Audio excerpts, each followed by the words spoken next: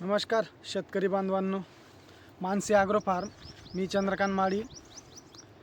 पेरू शेती सध्या जो प्रकार चालू आहेत, आता जे वादविवाद म्हणा किंवा गोंधळ गैरसमज बऱ्यापैकी, तर नेमकं फायद्याची आहे की तोट्याची, तर याचा सगळ्यात महत्त्वाचा विषय जे आपले नवीन लागवड करणारे शेतकरी पण असतील, आता ज्यांचा लागवड करायचा बजेट आहे, मला फोनही येत असता रोपसाठी म्हणा किंवा मार्गदर्शनसाठी म्हणा, किंवा जे लागवडी झालेल्या आहेत त्यांचे देखील फोन येतात. बऱ्यापैकी आपण प्रत्येक शेतकऱ्याला, एकही शेतकऱ्याला नाराज केलं नाही किंवा मेसेज टाकलेलं नाही असं नाही आहे, फोनवरही बोलतो. बाकी काही प्लॉट बाहेरून दुसऱ्याकडनं रोपं आणलेली 2 महिने 4 महिने 8 महिने झालेली प्लॉटही बाकी आपल्या अंडरमध्ये आली आहेत. दुसरी गोष्ट, काही शेतकरी बांधव आपले स्वतः प्रॉपर चांगलं नियोजन करत आहे, आणि बऱ्याच शेतकऱ्यांचे सगळ्यात पहिले फोन मला ह्या कारणास्तव येतात, याच्यासाठी येतात की पुढं भाव राहीन का नाही, किंवा कधी भाव भेटेन, किती भेटेन. तर शेतकरी बांधवांनो, महत्त्वाचा विषय, हे मार्केट आहे. आपणही काही मोठे तज्ज्ञ नाही की आपण सांगितला तर राहणारच आहे भाव, आणि आपण सांगितला तर राहणार नाही तर भाव भेटणारच नाही, असल्या गोष्टी नाही आहे. शेवटी मार्केट आहे, वातावरण आहे, पाऊस आहे, मालाची आवक किती आहे, क्वालिटी, सगळ्या गोष्टी बाजारभावावर परिणाम करत असतात. त्याच्यानंतर आता डिसेंबर जवळजवळ संपण्यात आला, 2025 संपण्यात आलं, परंतु काही शेतकऱ्यांचे मेसेजही आले आणि मी चांगल्या मोठ्या शेतकऱ्यांशी स्वतः बोललोही, की अक्षरशः त्यांनी मेसेज टाकवले. आणि असे शेतकरी आहेत की जे खोटं बोलणार नाहीत. 30-35 रुपयापासून तर 45 रुपयापर्यंत जागेवरनं माल उचलला जातोय आता ह्या कंडिशनला. अजून तुमचा जानेवारी फेब्रुवारी यायचा आहे. तर हा सगळ्यात महत्त्वाचा विषय आहे. तुमचं नियोजन प्रॉपर ठेवा, प्रॉपर क्वालिटी मेंटेन करा, क्वालिटी माल घ्या, भाव भेटणारच आहे.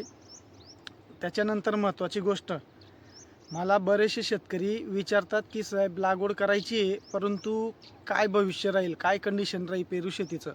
तर शेतकरी बांधवांनो, आजचा व्हिडिओ सगळ्यात महत्त्वाची गोष्ट जी आहे ती सांगतो तुम्हाला.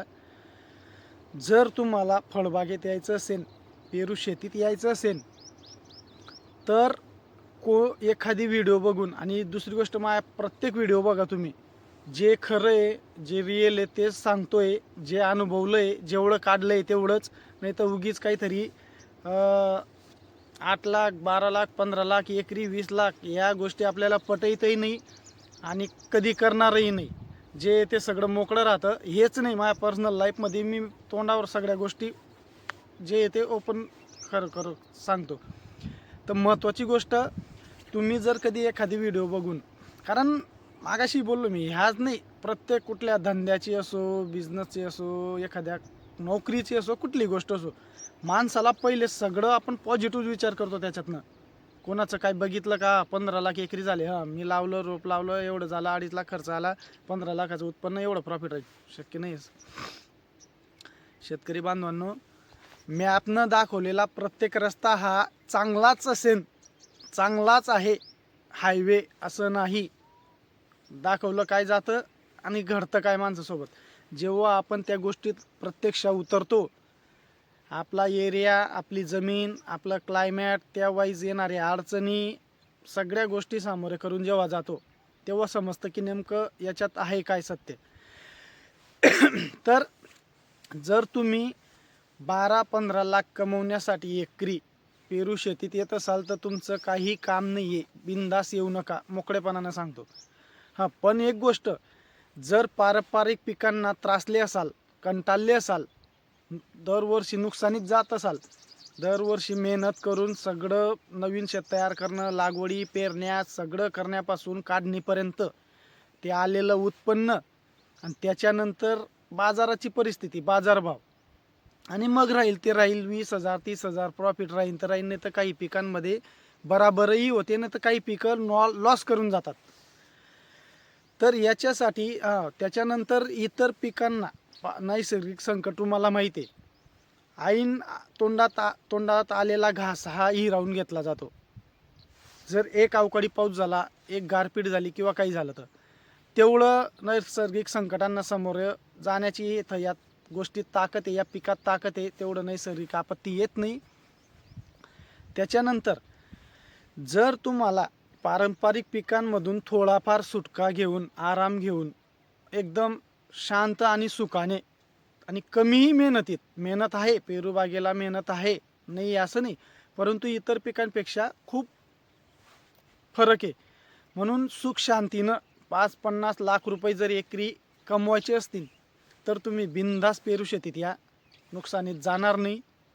परंतु होतं काय शेतकरी बांधव, मला फोनही काही शेतकऱ्यांचे असे आले की आम्ही लागवड केली होती की 80 रुपये 70 रुपये भाव भेटतो, 50 40 टन 30 टन माल निघतो एकरी, 8 10 12 लाखाचं 15 लाखाचं उत्पन्न येतं म्हणून लावलं, बेशुमार खर्च केला आणि आम्हाला राहिलं काहीच नाही, बरोबरी खाल गेलं किंवा नुकसान गेलं किंवा 50,000 राहिले, फक्त एवढेच राहिले. शेतकरी बांधवांनी सायकोलॉजी, कोणी 15-20 काय कमवले त्या विषय नाही, पण जर तुम्हाला इतर पारंपरिक पिकांमधनं सुटका घेऊन थोडा आरामानं 5-50 एकही कमवायचे असतील तर तुम्ही बिनधास्त पेरू शेतीत या. लागवडी चालू आहेत, रोपं आपणही देतोय, रोपाच्या बाबतीतही वादविवाद चालू आहेत, कोण काय देतं आहे कोण काय देतं आहे. मग शेतकरी बांधवांनो, मी शॉर्टही टाकला होता, एकदम स्वस्तात आपण डायरेक्ट प्रत्यक्ष पोच करतोय रोपं, ते बी चांगल्या क्वालिटीची. कारण काय विषय, रोपं तुमची क्वालिटी असतील तर तुमचं जे काही पुढं तुम्ही दरवर्षी मेहनत करशाल तर ती सार्थक होईल. नाही तर रोपांमुळेही बरेचसे शेतकरी नुकसानीत जातात. त्याच्यानंतर आज सकाळी आपलं पहाटे हिंगोली वाशिम, हिंगोलीला पोचलं रोप. त्याचा विषय असा आहे, जर क्वांटिटी असली 5-7 हजार 8 हजार 3-4 हजारच्या वरती तर प्रॉपर गाडीसोबत आपण शेतकऱ्याला दारापर्यंत पोचवतो. आणि जर 2च्या आत 2000 2500च्या आत क्वांटिटी असेल तर ते व्यवस्थितरित्या व्यवस्थित काळजीपूर्वक पॅकिंग करून पार्सलद्वारे पोच करतो. आज ते हिंगोलीला रोप पोचलं, शेतकऱ्यांनी मार्गदर्शन सगळं घेतलं. त्या गोष्टीत आपली कधीच कोणत्या शेतकऱ्याला स्वतःहून फोन करून नाही सांगितलं की माझ्यासोबत जुळा किंवा मार्गदर्शनमध्ये घ्या. स्वतः शेतकरी स्वतःचा मालक आहे, तुमच्यावर आहे. पहिली गोष्ट तर माझी प्रायोरिटी अशी आहे की तुम्ही स्वतः करा, तुम्हाला सगळं माहीत असणं गरजेचं आहे, जेणेकरून कोणावर अवलंबून राहायची गरज येणार नाही. परंतु शेतकरी बांधवांनो, स्वतःला एक शब्द ठामपणे विचारा की जे मी करतोय ह्याची ट्रीटमेंट असो, मार्गदर्शन असो, काय असो, किती अडचणी आल्या, थोडंफार काही मेजर प्रॉब्लेमला आपण म्हणा शेतकरी टाकत असतात, फोन करतात, आपण सांगत असतो, दुसरेही कोणी असतील मदत करणारे.